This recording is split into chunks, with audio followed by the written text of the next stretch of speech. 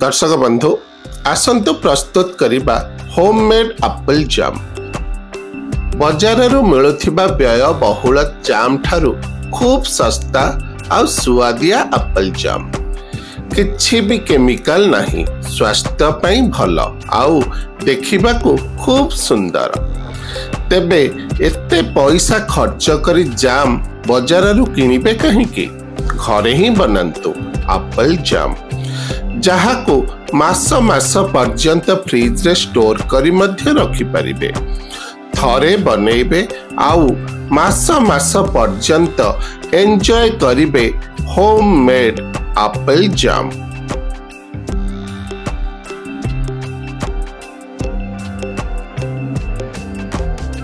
सेथिपाई नियंतु गोटे KG Apple. प्रथमे Apple सबको छोट छोट खंडरे काटी रखंतु।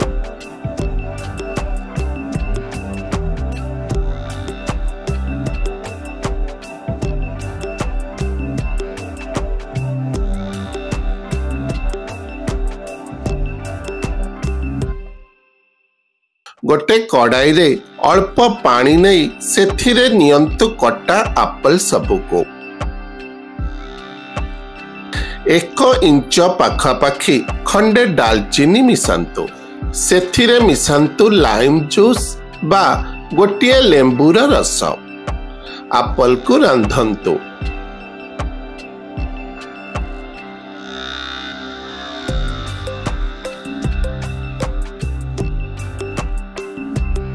सिझी गले गोटे पोटैटो मैशर साहाय्य रे एप्पल को चकटी दियंतु।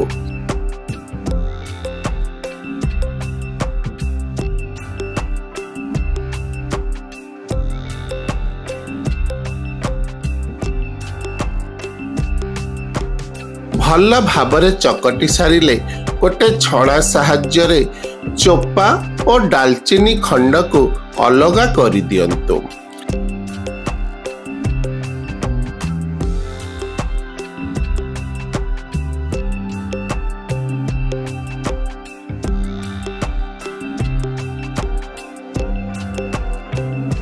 एबे गोटे प्यान गरम करी सेथिरे नियंतु एप्पल रा प्यूरे।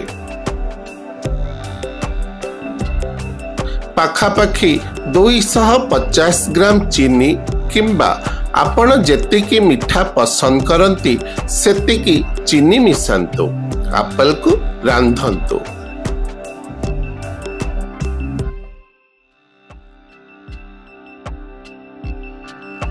धीरे धीरे जाम गाढ़ा हेबो और कलर भी चेंज होई जिवो।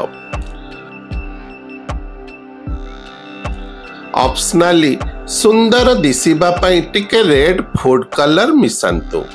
बिना फूड कलर भी जाम होई परिबो। जाम को रांधंतु। ध्यान रखिबे जाम छिट्टा मारी पारे, तेणु ढक्कन को हालुका कभर करी जाम रांधिबे। जाम रंधा होई गले आंचरू ओल्हाई ठंडा करंतु एवं जार रे भरी रखंतु।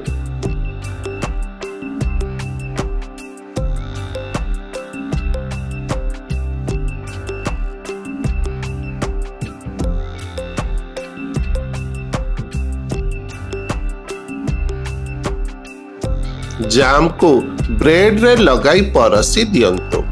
देखंतु केते सहजरे प्रस्तुत होई गला बिना केमिकल वाला होममेड एप्पल जाम।